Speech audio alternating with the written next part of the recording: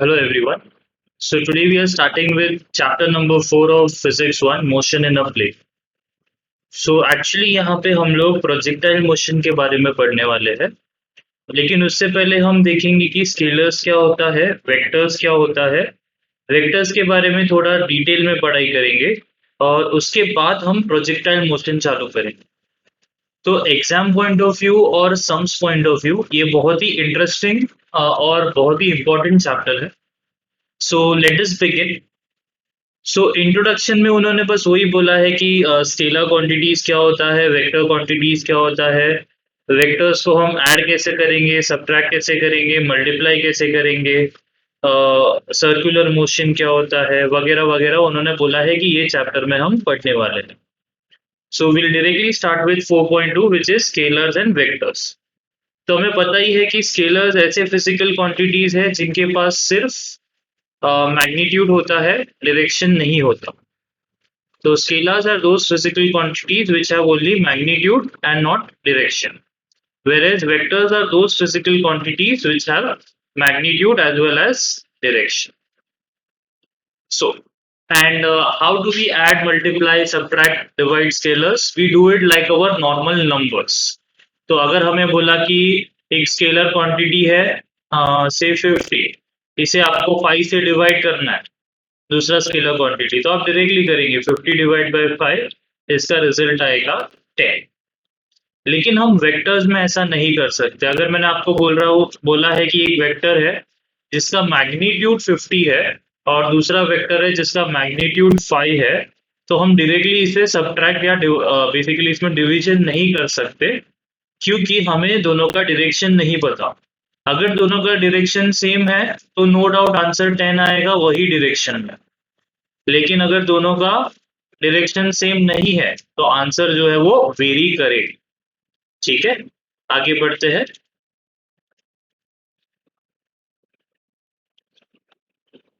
सो यही पे उन्होंने लेंथ का मेजर दिया था कि 1 मीटर और 0.5 मीटर क्या होने वाला है, तो इट विल बी 1.5 मीटर।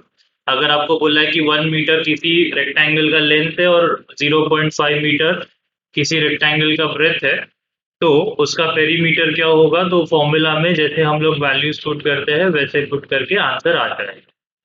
यही चीज यहाँ पे उन्होंने टेम्परेचर के लिए एक्सप्लेन किया है कि ये अगर मैक्सिमम टेम्परेचर है, ये अगर मिनिमम टेम्परेचर है, तो दोनों के बीच का डिफरेंस क्या होगा, हम लिटरली उसे सब्ट्रैक्ट कर देंगे और आंसर आ जाएगा।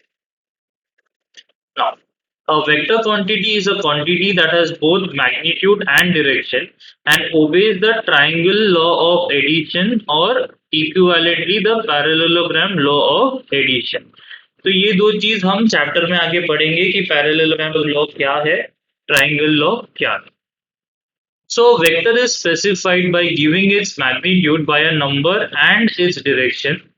Some physical quantities that are represented by vectors are, तो उन्होंने वेक्टर्स के एग्जांपल दिए हैं, displacement, velocity, area, acceleration, force. इसके अलावा भी अगर मैं आपको दूं तो बेसिकली काफी सारे एग्जांपल्स हम ले सकते हैं।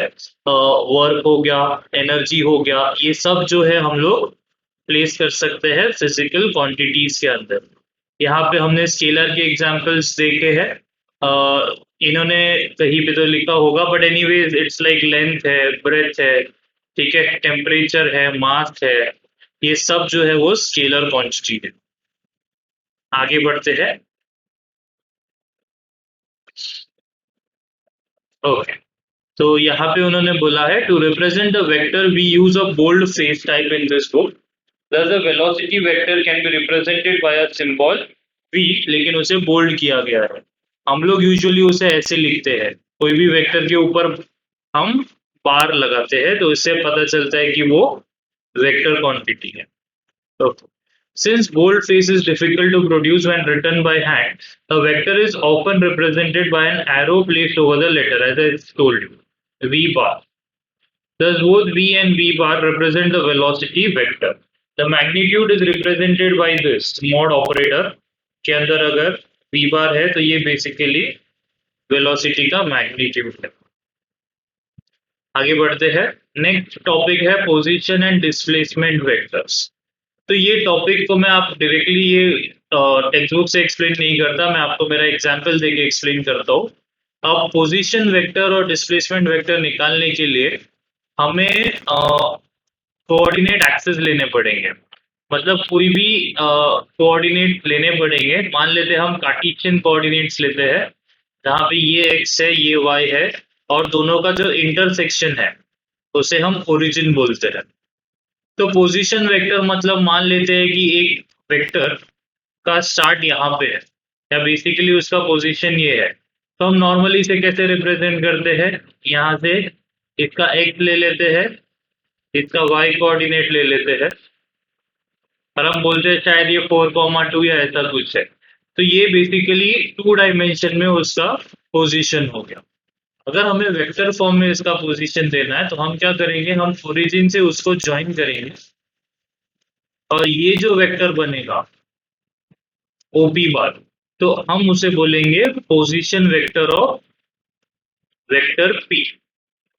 तो ओरिजिन से वो लाइन, वो पॉइंट को ज्वाइन कर देने वाला वेक्टर जो होता है उसे हम पोजीशन वेक्टर बोलते हैं। अब इसी के आगे मान लेते हैं कि यहाँ पे कहीं पे Q है, तो ये जो P से Q ज्वाइन करने वाला वेक्टर है इसे हम बोलेंगे डिस्प्लेसमेंट वेक्टर। मतलब अगर एक ऑब्जेक्ट P पॉइंट पे था और अभी वो Q पॉइंट पे है, तो दोनों के बीच का जो शॉर्टेस्ट डिस्टेंस है that is nothing but the displacement. So displacement vector is nothing but PQ bar, which can be written as OQ bar minus OP bar। इसका मतलब Q पॉइंट का जो पोजीशन वेक्टर होगा OQ बार, अगर ये minus P point का position vector करेंगे तो दोनों पोजीशन वेक्टर का सब्ट्रैक्शन होता है डिस्प्लेसमेंट वेक्टर।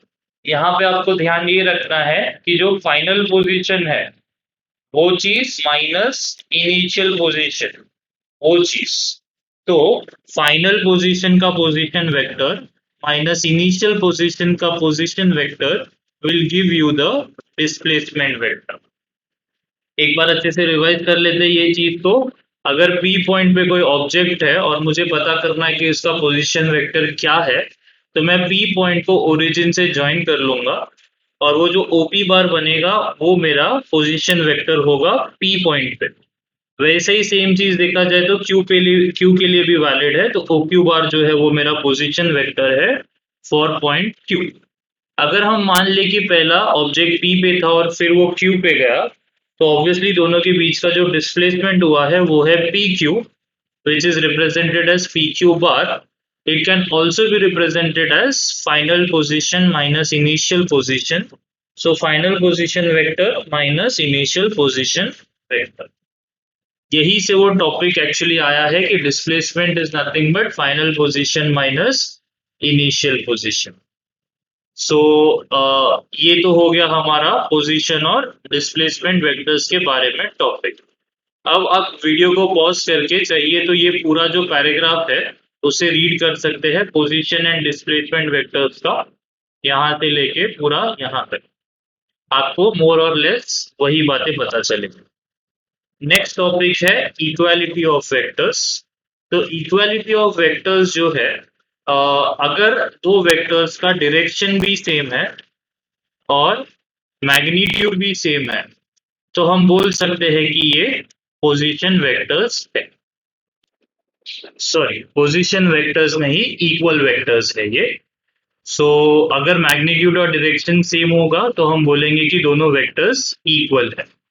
अब यहाँ पे आप डायग्राम ए देखेंगे तो ए वेक्टर और बी वेक्टर दोनों एक दूसरे से पैरेलल है और दोनों का मैग्नीट्यूड भी सेम है, इसलिए हम बोल सकते हैं कि वो इक्वल वेक्टर्स है।